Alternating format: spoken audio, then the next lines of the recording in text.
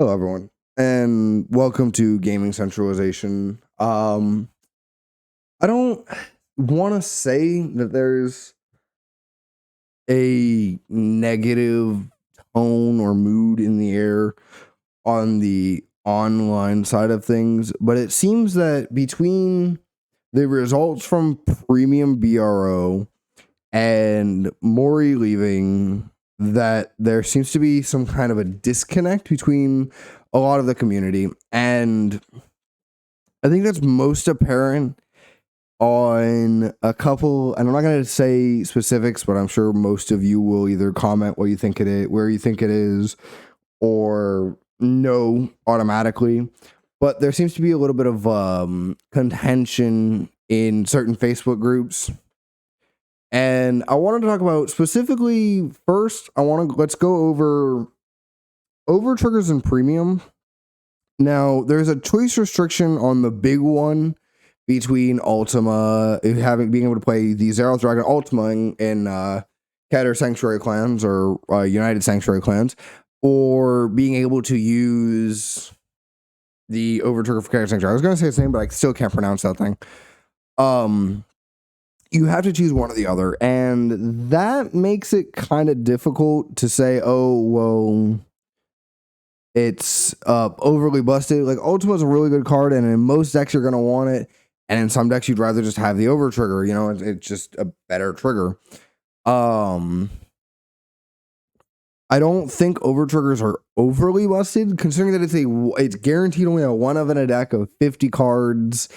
You know, your odds of getting it go up as the game goes on, but your odds of drawing into it are a lot higher. Now in decks that search out, and here's where I'm just gonna say that the overtriggers are not a bad thing at all. If you notice, they don't really affect a lot of decks, except for decks like Luard that just topped BRO Europe, where the deck is really good at thinning the deck out. It superior calls a bunch of things. It searches out a bunch of grade ones. It puts them to the drop zone. And considering that your deck is going to be mainly grade ones, and then some of your grade ones are going to search out your grade threes. Considering those facts, I want to say that it's more of an advantage. The reason it's an advantage and that the overtrigger is a bigger deal in those decks is because of the fact that you search out and you thin your deck so much that you're going to see your overtrigger more often than other decks are. But that's part of the advantage of playing the deck, right? You play the deck, you thin your deck out, and you're going to see your triggers more often. So you get an overtrigger, and in a mirror match, you're going to have the same problem. And with other decks that are able to thin their deck out and search through things a little bit more often, you're going to be able to see that a greater deal of the time.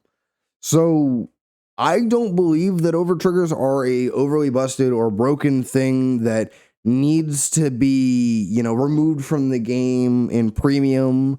V premium, it's not a problem, obviously. And then in standard, I think it's a good thing that throws a little bit of that extra added little boost in there of excitement. It's exciting when you see a over trigger in your drive checker, and it's exciting when you see your over trigger in your damage check, or it's depressing when you see it in your opponent's checks. Like, it's the same feeling of, I don't know if a lot of you guys will remember it or even have been playing the game for that long, but I played the game. I started playing Vanguard back in set 15 before G came out.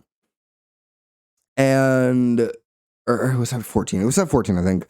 But I went to a tournament at my locals, and I played I bought a $5 deck. My mom bought me a $5 deck because I was still like barely a fresh. I didn't even start high school at this point in time. But, my mom spent $5 on eBay for a Pale Moon deck that didn't even have all the pieces. And I picked up maybe like 2 or 3 cards for it and put it in. And they were like single rares that were worth less than, they were worth like $2 or $3. And it was Silver Thorns. Yes, they were already good. And yes, they were a good deck. But I trigger sacked a lot during that tournament. And I got my first and only time I've ever gotten first place in a tournament was because of that. I normally crunch under pressure. I need to play a lot more bad decks apparently. But trigger sacking led me to that, and that was a fun time. That got me kind of hooked into Vanguard in the first place. And then as G started up, there was more. there was more emphasis on the skill. And that's where I started growing as a player, was during G, and I grew this real attachment to Vanguard and to a couple of my favorite clans nowadays, like my Luard deck that I still have in premium, like my Luard build, which is a little bit different, and I was very shocked with the Europe list. Just wanted to add that in there. So like my build is very different in a lot of different areas, but no, seeing the difference there was nice. Was also nice, but that's where I grew my main attachment, and the fact that Overdress is giving me kind of the same vibe as that is that before G, before grade 4s came out, so like set 4 probably is we might start seeing this change, is that the first couple of sets are like, okay, here's some good strategies that you can build on, but a lot of it is going to be luck based, right? Get people interested, get the excitement happening. There's still going to be luck based strategies afterwards, but then you start building on, okay, here are the actual strategies you need to be focusing on. How am I going to build my decks? How am I going to play my decks? How am I going to counteract what my opponents are doing? And, we already have some of that, and that's a really good thing. And it's going to be really good to see how it goes forward in the future. So I don't think, I think Standard's in a bad place for global, on the global scale for the English card game, just because of the fact that we've been in the same meta for 6 months. We're gonna get set 3, but set 3 really doesn't change too many things. It changes a couple of things, like how the top decks run. I haven't kept too much up with the JP side of things for the card game, just because Standard has had so little of my attention the last 4 months, because there hasn't been anything new, and Lyrical Monasterio changed nothing I would change almost nothing. I played around for a week with Felty Rosa from Lyrical Monasterio, and that was it. I am excited to do a booster box game again for set 3, so you should definitely stay tuned for that. I don't know when that's going to happen, because last time I picked up a couple boxes at once. For set 3, because there's only 2 decks that I'm playing from it that only need a minimal amount of changes, which are Orphist and Bastion, I'm going to pick up 1 box at a time, open that box, and if I can only if I can actually resell this stuff, right? I'm going to use that money and buy a new box. So that might take me a while to build that up again, to get that video out there, and I might have to release it in parts if we even get past the first box. Now, on to more of the topic of Mori leaving Vanguard and what I think that means, right?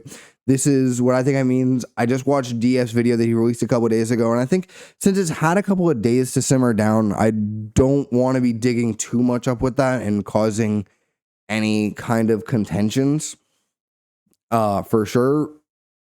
But I think I'm not going to say it's a great thing. I think it might be more of a good thing. Yes, the game has been super accessible. Yes, there have been so many good things that have happened. And as the director, I think he led to, I think that he has led to a lot of these decisions and a lot of these things that have happened, V Premium getting their ban list, Premium getting their ban list, Overdress as a whole. But these products have been not good sellers, right? My Locals still has boxes of the clan collections. I have them right here. My Local still has boxes of those sets. They still have boxes of A Brush with the Legends. They still have a box of the Genesis of the 5 Greats. They still have these boxes of these sets in a ton of these boxes. For one, because my Locals isn't very, big. We don't have a huge player base for it. But that was after, I opened probably 6 boxes of set 1. I opened 4 or 5 boxes of set 2.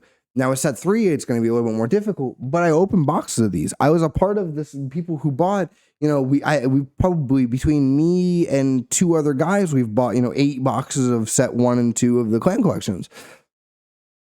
So it's not like they haven't been selling them to people, but with the fact you only need a limited amount of them, unless you're searching for SPs, that kind of only means that not a lot of people are going to be buying more than 4 of them. And since everything is guaranteed except for what's going to be an SP or an SVR, there's no real reason to buy more than 4 of each of the boxes. Whereas with, at least with the overdress sets, set 1 and 2, you could open a box, but you had to probably open 6 boxes to get a good play set of everything. Like I almost got a full play set of everything out of set 1, and then with set 2 it was a little less, but that was the situation. And then you got SPs. Do I think it was way too early for encounter cards as well? And I don't want to sound like the negative there, but as looking from like a player-based perspective, he did a great thing for the community loved everything that he did, and that's fine. But from a store perspective, right? From a store perspective, what good is it to buy a box that is supposed to MSRP for $60, that not even a week, that maybe a week after a release is less than half of the price to be bought online? That means there's almost no chance, no choice, no reason to go through your locals, and you should just buy it online instead. Or the singles prices are so low that if you're only looking, like if I was only looking for 2 clans out of Clan Collection 1, let's say I was looking for 2 clans out of Clan Collection 1, it'd be more worth it to go and buy the singles online than it would be to buy the box. Now that happens a lot, but with the margin of it is insane. And there are a couple of clans that are exceptions to that because of the heal guards. Now the heal guards are the main thing that was going for volume set 1 and 2, is because there are a couple of different archetypes, but the rest of the cards weren't really there.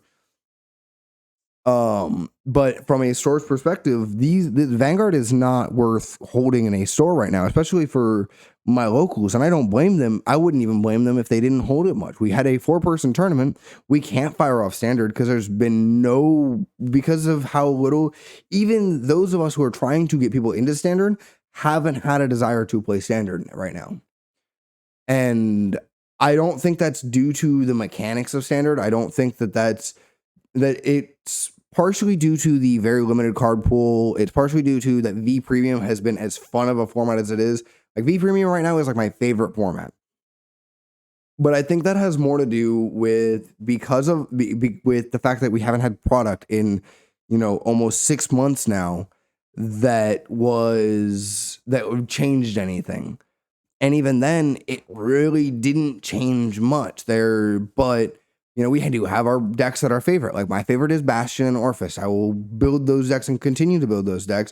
Whether we're playing those games or not, I will just continue to build them because I do want to do remote fights on stream, which, by the way, I stream live at twitch.tv /gaming centralization.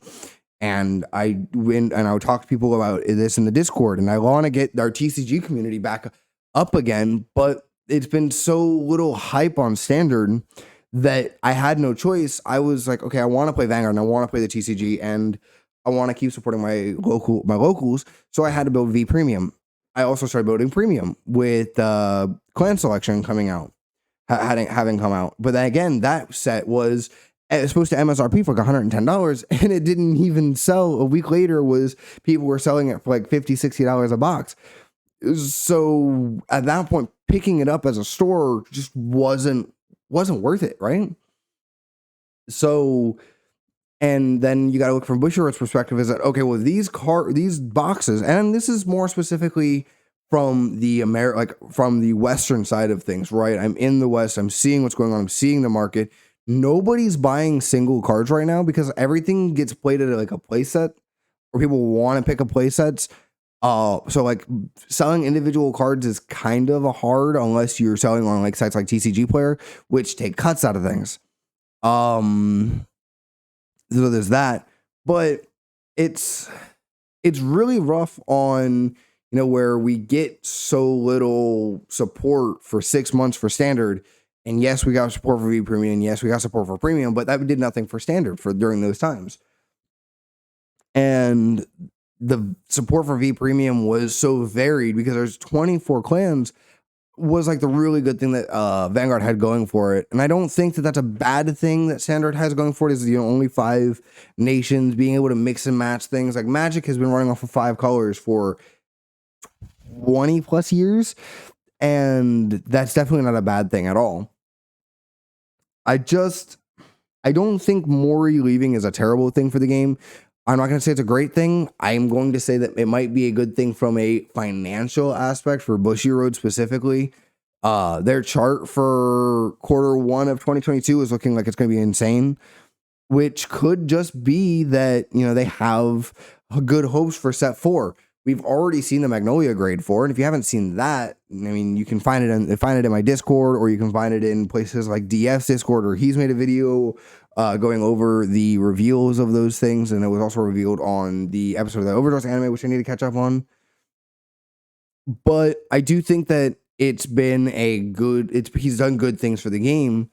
I just don't think that it's been so good that we need to be like, oh, well, Vanguard's, gonna go to shit, or we're gonna start having problems, or we're not gonna be able to do this, or I don't think it's gonna be a problem. I think that it's going to be a good thing for the game. It'd be good to see times where where buying a playset of your stuff from your box is going to be more expensive than buying a box, right? Right now, I could build an entire deck, the competitive deck in standard, for less than what it would cost for me to buy a box MSRP, which is why a box's value on sites like TCG Player is so low. And of course, not every deck is like that, and some decks are going to be more expensive. Looking more specifically at like Bruce and Verena and Bastion being a little bit more expensive than a box, but it'd be like buying 2 boxes MSRP would be more expensive than building the decks outright. And at least then you get your over trigger properly, and you get all your triple rares that you need for the deck. So, but that's really off topic. I just don't think that it's going to be a bad thing for the game for Mori to be leaving. I think it's a good thing that for him to leave. And I don't want that to sound like, oh, well, there was no way that these things couldn't turn around with him there. I think that they could have, but I've specifically been very concerned, and I've said it on stream, and I've said it to my friends at the shop. I've been very concerned with the financial aspect of the game. It's great that it's easy access. It's great that we have $4 start decks that are just the easiest way. I picked up 3 of the Toyo ones because I love playing Bastion that much. So I've got them on my display, and I plan on picking up the starter deck 6. Hello, cat. But I plan on picking up, the start deck 6 when it comes out, and even that's been delayed again, and that's understandable because of COVID and stuff like that. That's not anyone's fault. So that can't be put on blame anywhere there. But it's definitely not good for a game's secondary market to be as low as Vanguard's is. There's absolutely no, yes, there's some value to be earned from opening sealed for more specifically for Clan Collections 1 and 2. Not so specifically for Festival Collection, or for the main booster sets, or even Lyrical Melody was terrible. I opened up a box. I spent $50 on my LGS for it, and I got $15 in cards. The fact that I got not even a third of my value back in singles, and I pulled the most expensive triple rare out of the set, and the most expensive over trigger out of the 5. The fact that I pulled both of those and I only got $15, $20 in value, so I barely got a third of my value if I did, is terrible. There's no reason to buy sealed. The LGS can't open that up and sell singles for profit. My SP was trash on the deck box too, so that probably didn't help. But the LGS can't open them up for profit and then try to sell the singles. Now, if they did that, I don't think it'd be a problem as much. I think they'd be able to sell some of it. It'd be a little bit easier than us having to say, well, do I want to risk it on sealed, or do I want to just buy it off of line? I think it'd be easier if my shop did that. That's one thing I don't agree with them doing. But from the financial aspect, these sets have just, and again, not all of it falls on Mori or anybody at Bushiroad. A lot of it for standard is the delays. So I don't want to seem like I'm saying, oh, well, these people, whoever were designing these sets, didn't design them well enough to be making money, and I don't want it to come off like that. it kind of does come off like that. I mean, and when you have a box set as small as Volume Collection 1 and 2, Clan Collection 1 and 2, when you have them as small as they were, and you're trying to fit support for all 24 clans in these two sets that were half boxes, it was going to be bad. Now, the ratios could have been fixed. You could have made it a little bit harder to get some of these cards. A lot of these cards were like good side grade cards that helped, and then obviously like heal guards. If we had something that was a little bit better, or like, they're not better. Let me phrase that properly.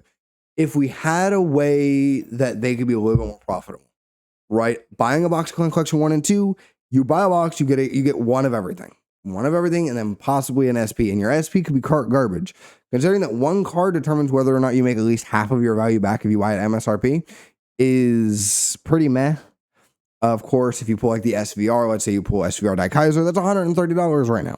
Then you've made twice back of, or almost 3 times back of what MSRP is, and like 4 times the value of the box if you pay what it goes for on TCG Player right now. And of course, all of these prices are in USD. I just don't think it's going to be a bad thing for that Mori is leaving. I think he did a lot of good things and set Vanguard back on a track where I enjoy V Premium again. Like, I couldn't enjoy V a year and a half, 2 years ago. I couldn't enjoy V. I was starting to play Eradicators, and I played in a couple of tournaments. I couldn't get into it, and I couldn't get myself to spend more money on it. So I kind of stopped playing it, and I held on to some of my cards, and I'm glad I did, because it helped me out with different things like that. And then I kind of started playing V a little bit at the end before Overdress came out, but there was no reason for me to finish any decks or even get more than just trial decks for V, since Overdress was coming out, and I was focusing a lot on Vanguard Zero. But I do think that it's not. So I want to repeat myself one more time. Is I think that it's a good thing. I don't think it's a bad thing that he's leaving.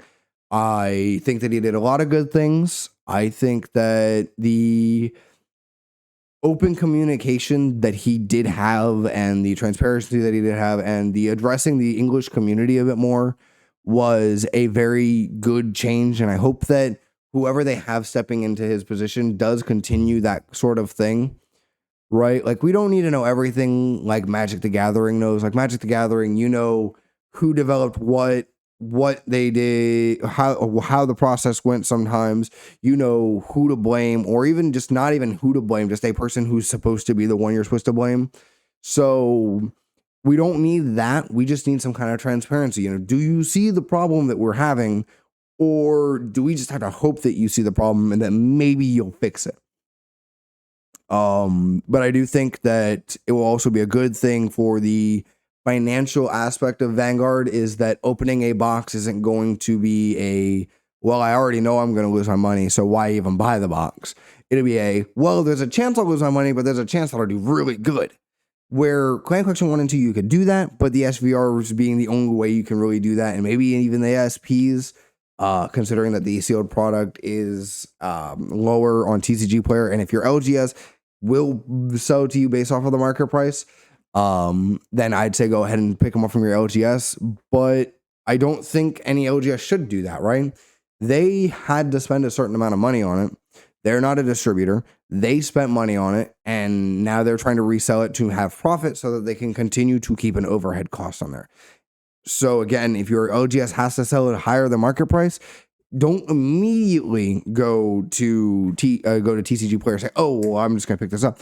Look at it, determine whether or not you can or not. If you can spend the little bit extra, let's say they're not asking 60, let's say like right now it sells for 30 USD, they're selling it for 45.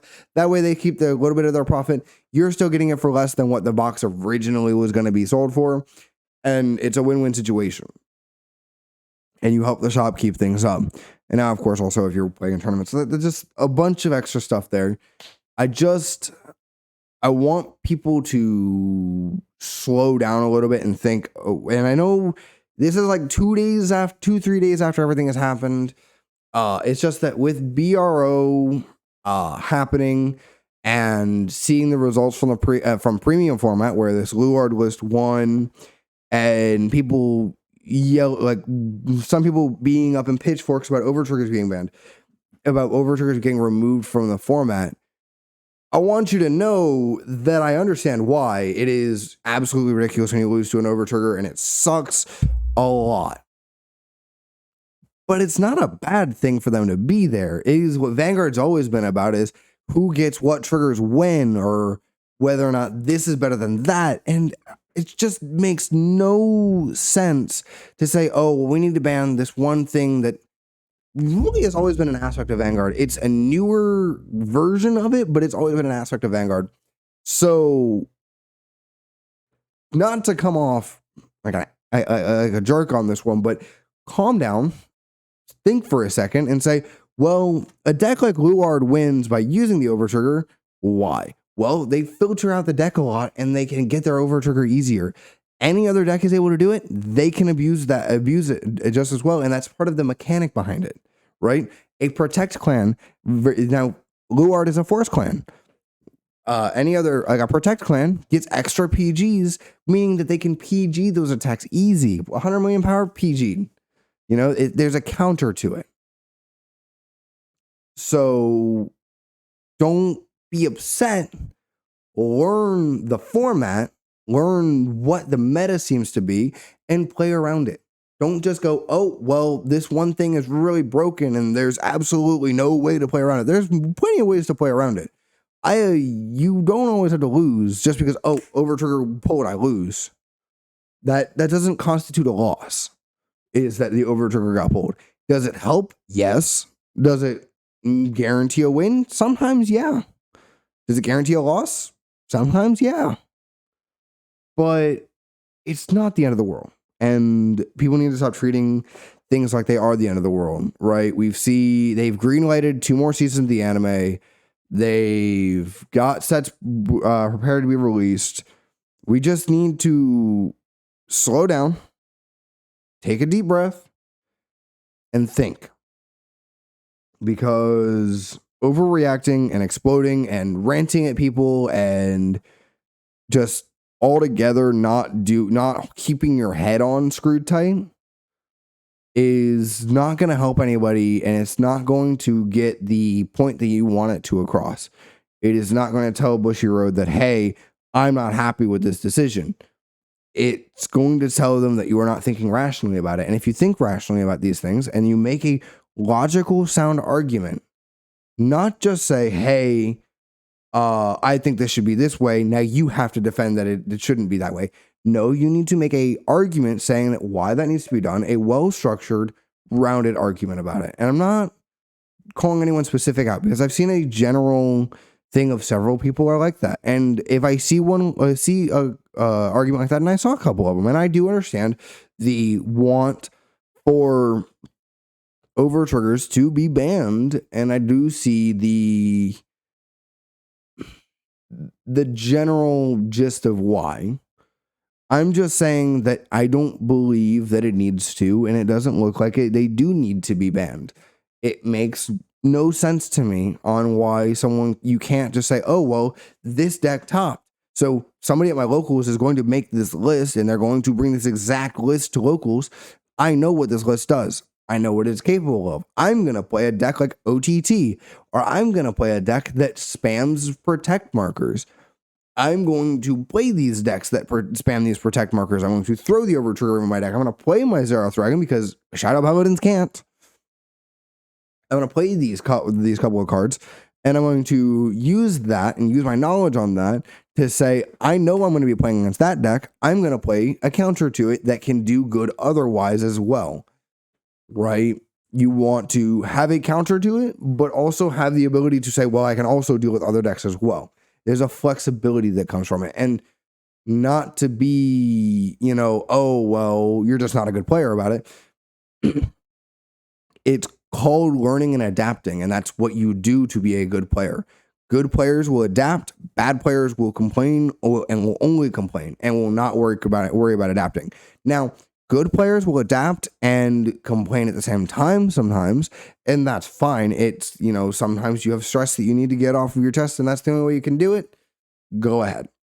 But I'm tired of people just saying, oh, well, just overtriggers need to be banned entirely. And, I'm wondering what I'm going to title this video. But just think about things rationally. Accept that, yes, Maury is leaving, and that's a little worrisome because there were a lot of good things that happened for the community when he was there. But I do hope to see good things happen for the company as well. Be seeing that I know it as a company, they need to be able to make money off the game. And if you're not making money off of your game as a company, that's just bad. And they need to be making money off of a game. Does it mean bad things for the community sometimes? Sure. But you can't win all the time. Sometimes you can, sometimes you can't. Is it okay? They didn't operate at a loss, but is it okay to lose a little bit of money or lose a little bit of profit because you want to help out the community and get people interested in the game? Absolutely. Is it okay to continue doing that for more than a year? No, it's not. And the fact that we've only had really one good product that I can look at the product and say, yes, there's actually a reason I actually debated picking up another box of Clan Collection 1 and 2.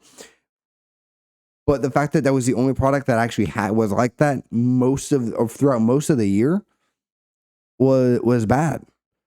You know, the fact that I look back at like the longevity of these products, and I think that the one that has the most longevity and the most capability to keep things going for their format, or the cards are good in multiple formats specifically, the only boxes I saw were Clan Collections 1 and 2 where they had something for every clan.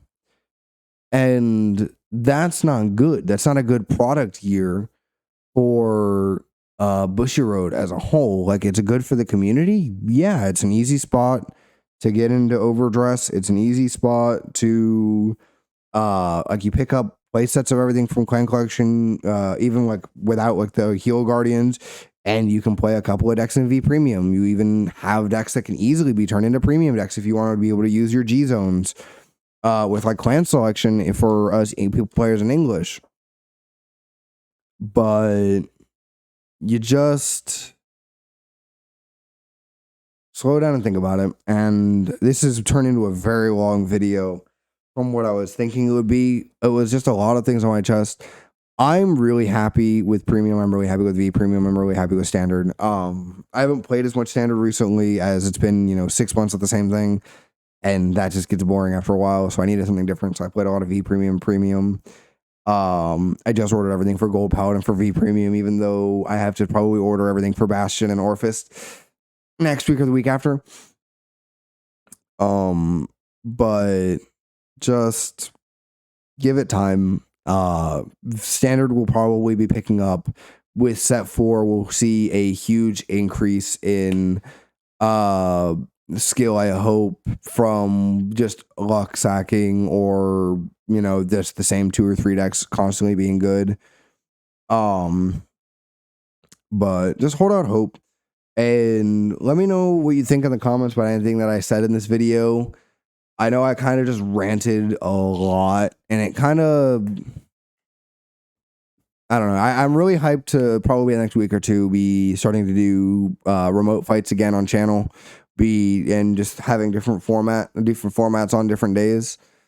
And I do hope to connect with a lot of you guys in the community. And I know I'm a lot smaller of a streamer compared to most, like Different Fight or things like that. And I know I'm still building up my channel, so you can take everything I said with a grain of salt. But I want to have these like weekly conversations where we maybe talk about, or maybe just monthly, but we talk about the general gist of what's going on with the game and where some of the formats are heading. And, I don't get a lot of exposure to the formats really, except for what I see at my locals. I don't do a lot of competitive play very often.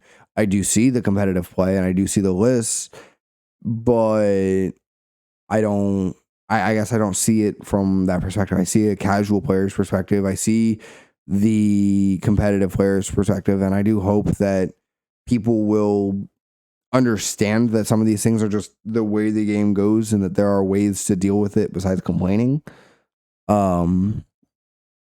But I do hope that we all as a community can continue to support the game and can continue to love the game the way we have in the past.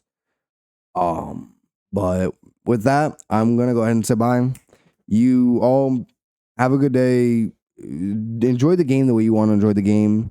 Don't let anyone tell you to enjoy it differently, and just keep it real.